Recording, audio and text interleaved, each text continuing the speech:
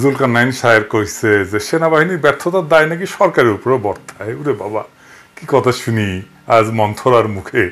Professor ইউনুসকে Aynaghor visit করতে দিল না ওয়াকার, এটার দায় প্রফেসর ইউনুসের। বিক্রম মিশ্রের সাথে দেখা করলো ওয়াকার, প্রফেসর ইউনুসের কোনো অনুমোদন ছাড়া, এটাও প্রফেসর ইউনুসের দোষ। ওয়াকার যে পারপিট্রেটরদেরকে বাঁচানোর চেষ্টা করতেছে, যে সমস্ত জেনারেল গুম খুন করছে, সেটাও প্রফেসর ইউনুসের দোষ। জাতিসংঘের রিপোর্টের প্রতিবাদ জানাইছে হাসিনা ন্যারেটিভ নিয়া ওয়াকার, সেটাও প্রফেসর ইউনুসের দোষ। এটা নিয়ে আসিচ্ছি, এর পরের এপিসোডে আসিচ্ছি, পরে কমুনি এটা নিয়ে মেলা আলাপ আছে। Military to military relationship is very strong and we keep exchanging notes on regular basis to avoid any kind of a misgivings. এবার বুঝছেন তো কেন তারা প্রফেসর ইউনুসের পরের সরকার চায়, কেন বুঝেছেন? আর কেনই বা সামরিক বাহিনীর সাথে সম্পর্কের কথা বলে। এখন মিলাইতে পারেন সবকিছু, মিলে সব। ওয়াকারের লেসপেন্সার বাড়াইছে অনেক ওদের জিগাবেন ওয়াকারের সাথে বিক্রম মিশ্র কি আলাপ হয়েছিল, ইন্ডিয়ান আর্মির সাথে কি নোট চালাচালি চলে, ঘুটু চলে, লেসপেন্সারে একবার হান্দায় দাও। এবার আসেন প্রফেসর ইউনুসের ফাটানো একটা বিশেষ বোমা নিয়ে আলাপ করি। বোমা She will stand trial, there's no doubt about that, because all the evidences are here. But she's not physically present in Bangladesh. So the question is, can we make her present in Bangladesh? That depends on India and also international law guiding all this system, how it works. So we'll be already asked India to hand over Hasina to Bangladesh to face the trial. And all the people who were associated with her, her family members, her clans, her associates, and all the oligarchs, people who promoted her, supported her, made her the way she is. Professor Yunus sky নিউজে বলেছে যে হাসিনার বিরুদ্ধে মানবতা বিরোধী অপরাধের দায়ে বিচার হবে। শুধু হাসিনার বিরুদ্ধে না, তার আন্ডা, বাচ্চা, পোলা, মাইয়া, তার দোসর, দলের লোক, তাকে সাপোর্ট করা অলিগার্ক, মানে যে সমস্ত বড় লোকরা তাকে সাপোর্ট করছে, সবার। যেটা প্রফেসর ইউনুস বলে নাই কিন্তু হবে, তা হচ্ছে এই মামলা শুধু আন্তর্জাতিক অপরাধ ট্রাইব্যুনালে হবে না, এটা হবে আইসিসির ব্রাসেলসের কোর্টে। জাতিসংঘের রিপোর্টে বিশ্বাসযোগ্যভাবে প্রমাণ হয়েছে হাসিনার অপরাধ। এইটা এক জাতিসংঘের অফিসিয়াল ডকুমেন্ট। এখন আপনারা শুনেছেন হাসিনার নিজের মুখে হেলিকপ্টার থেকে প্রাণঘাতী অস্ত্র দিয়ে গুলি করার নির্দেশ দিচ্ছে। না শুনে থাকলে শুনেন, এইটা সে সাবটাইটেল দিয়ে দিয়ে নিছে। চিন্তা করে কথা বলছি, ওইটাই তাদের আকাশ। বুঝতেছি, আমি টেকনিক্যালি বুঝতেছি, তো ওরা মনে হয় ওই পথে যাওয়ার জন্য ইয়ে করছে। দরকার নাই, ওটা দরকার নাই। আমি সেনাবাহিনীর সাথে কথা বলছি, ওরা রেডি থাকে, ঠিক আছে। এখন তো আমরা অন্য ইয়ে করতেছি, ড্রোন দিয়ে ছবি দিচ্ছি, আর হেলিকপ্টার ইয়ে মানে কয়েক জায়গায় কিছু ছবি দেখে পাকড়াও করা যায় না রাতের মধ্যে? সবগুলিকে অ্যারেস্ট করতে বলছি রাত্রে। হ্যাঁ, পাকড়াও করলে না, ওটা বলা হয়, ওটা র্যাব, জিএফআই, মানে সবাইকে বলা হচ্ছে যে যেখান থেকে টিকাটা পারবো ধরে ফেলবে, ওটা বলা হয়। আর যেখানে গ্যাদারিং দেখবে সেখানে ওই উপর থেকে, এখন উপর থেকে পাচ্ছি, অলরেডি শুরু হচ্ছে কয়েকটা জায়গায় কমে গেছে। মোহাম্মদপুর থানার দিকে মনে হয় যাচ্ছে একটা থানার দিকে। হ্যাঁ, তবে পাঠায় দিক রাত্রে। আপনার নির্দেশনা লাগবে, আমার নির্দেশনা দেওয়া আছে, ওপেন নির্দেশনা দিয়ে দিচ্ছে। এখন লেটার লিখবেন, ব্যবহার করবে, যেখানে পাবে সেটা গুলি করবে, ওটা বলা হচ্ছে। এখন আমি এতদিন বাধা দিয়ে রাখছিলাম, ওই যে স্টুডেন্টরা ছিল ওদের সত্যি কথা চিন্তা করে, তারপর তো। আর সে কি বলেছিল? ছোট্ট ছোট শিশুরা গুলিবদ্ধ, এ গুলিগুলি কিভাবে লাগলো? তারপরে মিথ্যাচার, দোতলা বাড়ির মধ্যে জানলার কাছে ছেলেটা তার গুলি লেগেছে, বলে হেলিকপ্টার থেকে গুলি লেগেছে। আপনারা বলেন হেলিকপ্টারের গুলি ঘরের মধ্যে ঢুকবে কিভাবে? দেখেন হেলিকপ্টার থেকে গুলি ঘরে ঢুকে কিভাবে, কি রকম নাটক করে দেখেছেন। বিশ্ব র্যাব বলেছিল না যে তারা গুলি ছড়েনি হেলিকপ্টার থেকে, দেখেছেন না? হাসিনার সাথে বিচারে নাম আসবে মোদির। মোদি আর হাসিনার বিচার হবে একই সাথে, একই দড়িতে। হাসিনার শাসনকে কোনোভাবে ইন্ডিয়া থেকে আলাদা করা যাবে না। হাসিনাকে ক্ষমতায় রাখছে ইন্ডিয়া, তাকে বাঁচায় রাখছে ইন্ডিয়া। হাসিনারে বাঁচানোর জন্য সে গুম খুনে অংশ নিছে, ইন্ডিয়া গুম খুনে অংশ নিছে। সে বাহিনী পাঠাইছে, তারা হিন্দি ভাষায় কথা বলছে। এই জুলাই আগস্ট বিপ্লবের সময় রাস্তায় তারা গুলি চালাইছে। এই বিচার প্রফেসর ইউনুস করবে। প্রফেসর ইউনুসের এই ঘোষণা একটা গেম চেঞ্জার। ইন্ডিয়া বাটে পড়লে না সারা দুনিয়া এর অ্যাডভান্টেজ নেবে। আসেন দেখি কারা কারা এর অ্যাডভান্টেজ নেবে, কেন নিবে এটা একটু দেখে নিই।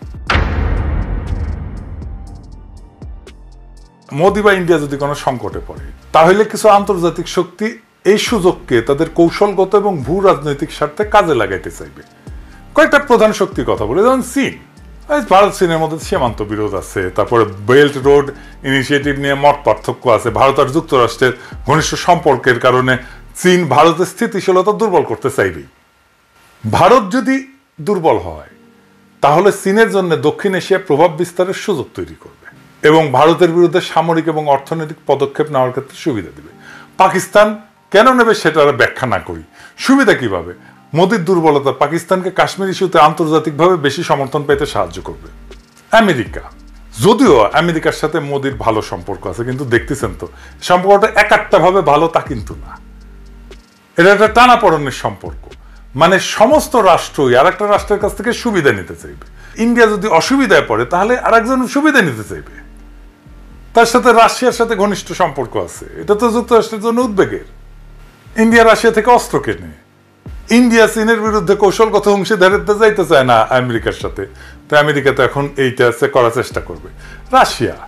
রাশিয়ার সাথেও কিন্তু ভারতের যতই ভালো সম্পর্ক থাকুক, বাণিজ্য নিয়ে কিছু চ্যালেঞ্জ আছে।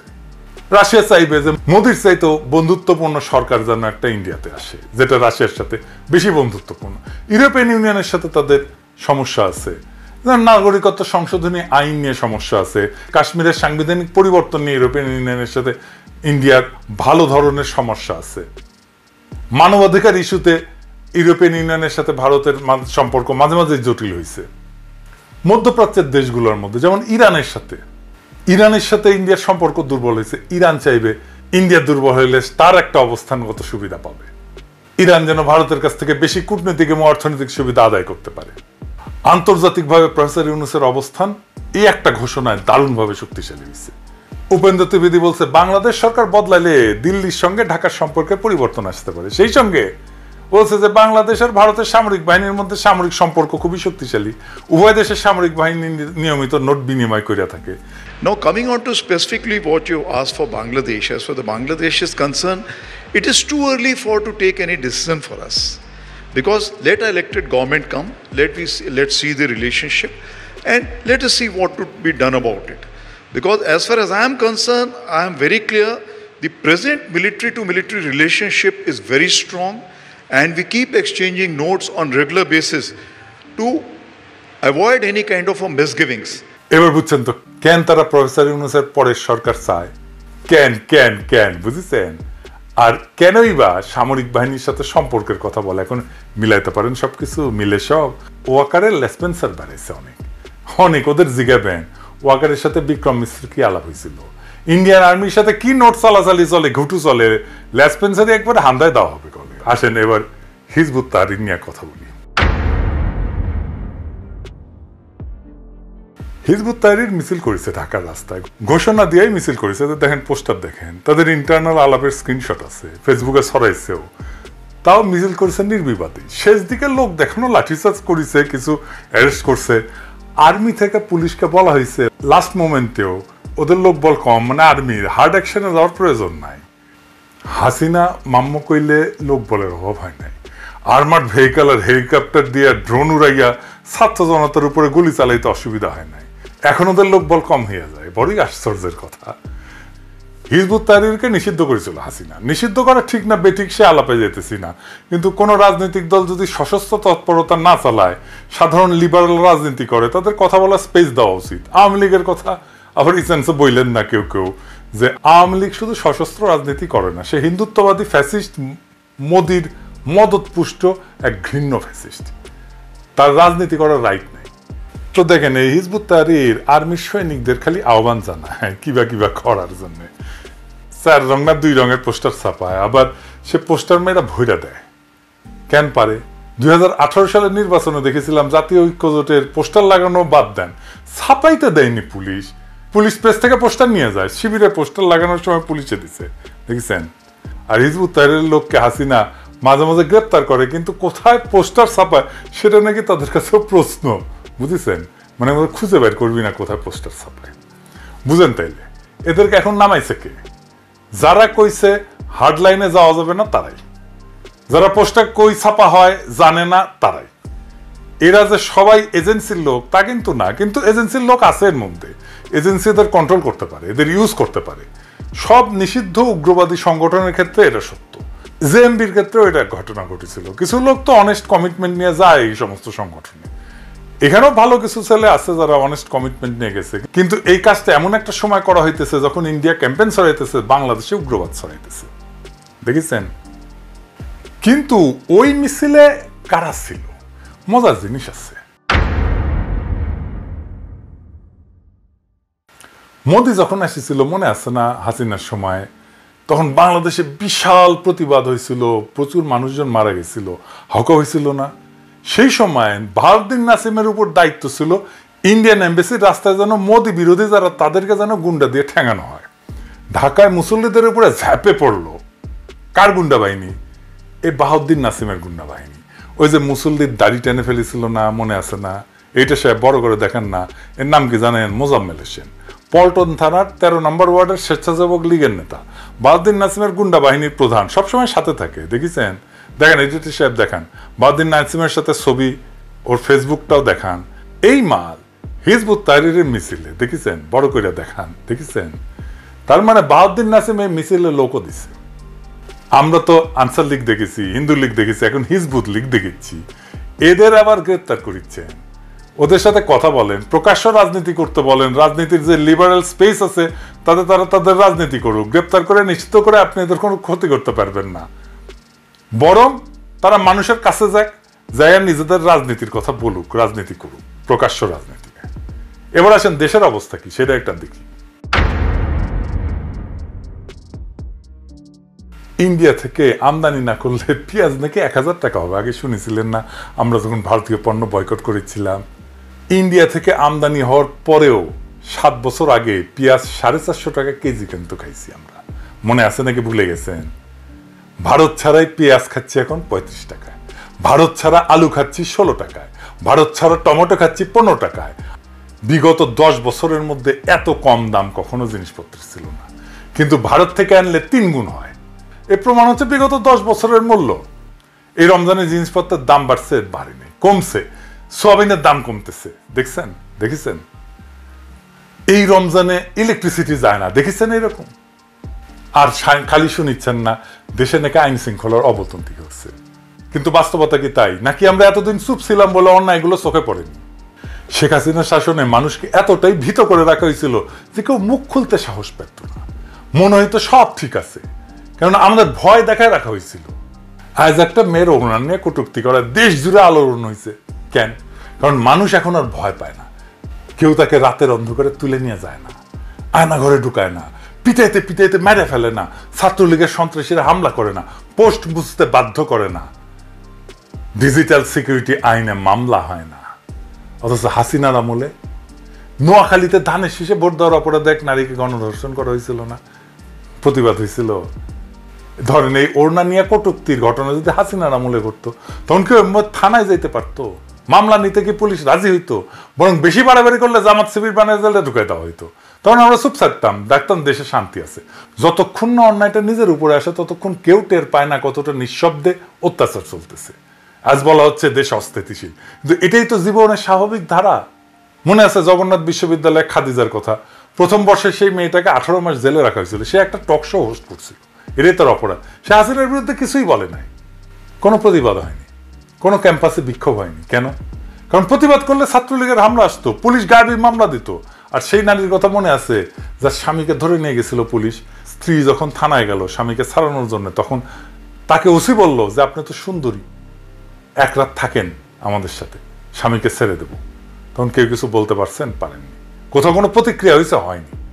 একজন রোজদার নারীকে ধর্ষণ করতে করতে হত্যা করলো র্যাবের আলেপুদ্দিন, আমরা জানতে পারছি বহু বছর পর স্বামী চুপ ছিল, বলে নাই ভয়ে যদি তাকে গুম করে ফেলা হয়। তখন দেশে কোনো গন্ডগোল হয়নি, কোনো বিচার হয়নি। তাই কি তখন দেশ ভালো ছিল? যদি কোনো সমস্যা না থাকায় স্থিতিশীলতার চিহ্ন হয়, তাহলে পৃথিবীর সবচেয়ে শান্তিপূর্ণ দেশ হচ্ছে উত্তর কোরিয়া, যেখানে কেউ কথা বলতে পারে না, প্রতিবাদ করতে পারে না, সরকার যা বলে সেটাই চূড়ান্ত। আজ বহু বছর পর মানুষ কথা বলতে পারতেছে, প্রতিবাদ করতে পারতেছে, বিচার চাইতে পারতেছে। কেউ হিজাব খুলতে বললে নারী তার অপমানের বিরুদ্ধে রুখে দাঁড়াচ্ছে। অথচ এখন কিছু মানুষ আফসোস করতেছে, আগের আমলেই তো ভালো ছিলাম। আপনারা কি সত্যি শান্তি চান? তাহলে উত্তর কোরিয়ার মতো কবরে যায় শান্তি খুঁজেন না। গণতান্ত্রিক দেশে মত পার্থক্য থাকবে, আন্দোলন হবে, বিচার হবে, বিচার চাওয়া হবে। হাসিনার তৈরি করা নিঃশব্দ গোরস্থানে আর ফিরে যাওয়ার দরকার নাই তো। তার চেয়ে বরং সবাই কথা বলুক, অন্যায়ের বিরুদ্ধে দাঁড়াক। কিছু মানুষের ঘুম হারাম হইলেও প্রতিবাদ চলতে থাকলে আমাদের বিপ্লব জিন্দা থাকবে। আজকা মানুষের ভয় ভাঙতেছে, সে ভয় ভাঙে কথা বলা শিখতেছে, আজ অন্যায়ের বিরুদ্ধে দাঁড়ানোর সাহস দেখাইতেছে। এটাই সত্যিকারের পরিবর্তন। এই সাহসের আগুন যেন কখনো নিভা না যায়। আমাদের কণ্ঠ যেন আর কোনো শাসকের রক্তচক্ষুর সামনে থাইমা না যায়। প্রতিবাদ যেন কোনো ক্ষমতাবানের লাঠির আঘাতে স্তব্ধ না হয়। মনে রাখবেন, সংগ্রাম ছাড়া স্বাধীনতা টিকে না। তাই ভয় ভুলে যান, কথা বলেন, প্রতিবাদ করেন। কবরের শান্তি না, জীবনের উৎসব চাই। ইনকিলাব জিন্দাবাদ। বাংলাদেশ সীমান্তে হত্যাকাণ্ড, জাতিসংঘের অধীনে বিচার দাবি জামাতের। ভারতীয় সীমান্তরক্ষী বাহিনী বিএসএফ কর্তৃক বাংলাদেশি নাগরিকদের অব্যাহতভাবে হত্যার ঘটনায় গভীর উদ্বেগ প্রকাশ এবং জাতিসংঘের অধীনে সুষ্ঠু তদন্ত দাবি করেছে বাংলাদেশ জামাতে ইসলামী। রোববার এক বিবৃতিতে দলটির সেক্রেটারি জেনারেল ও সাবেক এমপি অধ্যাপক মিয়া গোলাম পরোয়ার বলেন, গত 6 মার্চ রাতে সিলেট সীমান্তে ভারতের অভ্যন্তরে শাহেদ নামে এক বাংলাদেশি যুবককে এবং গত 8 মার্চ রাতে পঞ্চগড়ের ভিতরগড় সীমান্তে আল আমিন 36 নামে এক বাংলাদেশি যুবককে ভারতীয় সীমান্তরক্ষী বাহিনী বিএসএফ গুলি করে হত্যা করেছে। নিহত শাহেদ সিলেটের কানাইঘাট উপজেলার সীমান্তবর্তী মঙ্গলপুর আলুবাড়ি গ্রামের মশাহিদ আলীর ছেলে এবং আলামিন পঞ্চগড় সদর উপজেলার হারিভাষা ইউনিয়নের জিন্নাতপাড়া গ্রামের সুরুজ আলীর ছেলে। বিবৃতিতে তিনি বলেন, বিএসএফ গত 28 ফেব্রুয়ারি ব্রাহ্মণবাড়িয়ার জেলা কসবা উপজেলার পুটিয়া সীমান্তে বাংলাদেশি যুবক আলামিনকে গুলি করে হত্যা করেছে এবং গত 27 ফেব্রুয়ারি ঝিনাইদহে মহেশপুর উপজেলার সীমান্তে বাংলাদেশি যুবক বিল্লালকে নির্যাতন চালিয়ে মারাত্মকভাবে আহত করেছে। 2024 সালে বিএসএফ বাংলাদেশ বর্ডার গার্ড বিজিবির সদস্য সিপাহী মোহাম্মদ রইসউদ্দিন 19 তাকে হত্যা করেছে। ভারতীয় সীমান্তরক্ষী বাহিনী বিএসএফ কর্তৃক এসব হত্যাকাণ্ডে আমরা তীব্র নিন্দা ও প্রতিবাদ জানাচ্ছি এবং গভীর উদ্বেগ প্রকাশ করছি। গোলাম পরোয়ার বলেন, আমরা গভীর উদ্বেগের সঙ্গে লক্ষ্য করছি যে ভারতীয় সীমান্তরক্ষী বাহিনী বিএসএফ বাংলাদেশ সীমান্তে প্রায় বিনা কারণে হত্যাকাণ্ড ঘটায়। ভারত সীমান্তে হত্যাকাণ্ডে শূন্যের কোঠায় নিয়ে আসার জন্য ভারত বারবার প্রতিশ্রুতি দিলেও হত্যাকাণ্ড ক্রমাগতভাবে বেড়েই চলেছে। মানবাধিকার সংস্থা অধিকার এক প্রতিবেদনে জানিয়েছে, বাংলাদেশ ভারত সীমান্তে 2009 থেকে 2024 সালের নভেম্বর পর্যন্ত বিএসএফ 588 জন বাংলাদেশিকে হত্যা করেছে। এ সময় আহত হয়েছে 773 জন বাংলাদেশি নাগরিক। প্রতিবেদন অনুযায়ী 2009 সালে সীমান্তে সবচেয়ে বেশি হত্যাকাণ্ড সংঘটিত হয়েছে। দেশবাসী মনে করে ওইসব হত্যাকাণ্ডের জন্য সরকারের দুর্বল পররাষ্ট্রনীতিই দায়ী। তিনি বলেন, বাংলাদেশের জনগণ সবসময় প্রতিবেশীদের কাছে বন্ধুসুলভ আচরণ কামনা করে। আমরা আশা করব ভারত সরকার সীমান্তে অনাকাঙ্ক্ষিত হত্যাকাণ্ড বন্ধ করবে এবং বাংলাদেশি যুবক আল আমিন ও শাহেদসহ সব হত্যাকাণ্ডের সুষ্ঠু ও নিরপেক্ষ তদন্ত করে দোষীদের বিরুদ্ধে আইনগত ব্যবস্থা নেবে। সেই সঙ্গে আমরা জাতিসংঘের মাধ্যমে সব বাংলাদেশি হত্যাকাণ্ডের ঘটনার আন্তর্জাতিক তদন্ত ও বিচার দাবি করছি। এ ব্যাপারে প্রয়োজনীয় পদক্ষেপ গ্রহণ করার জন্য বাংলাদেশের অভ্যন্তরীণ সরকারের নিকট জোর আহ্বান জানাচ্ছি। সম্মানিত প্রিয় দর্শক, ভিডিওটি সম্পর্কে আপনাদের মহামূল্যবান মতামত কমেন্ট করে জানিয়ে দিন। সবাই সুস্থ থাকুন, ভালো থাকুন। আসসালামু আলাইকুম।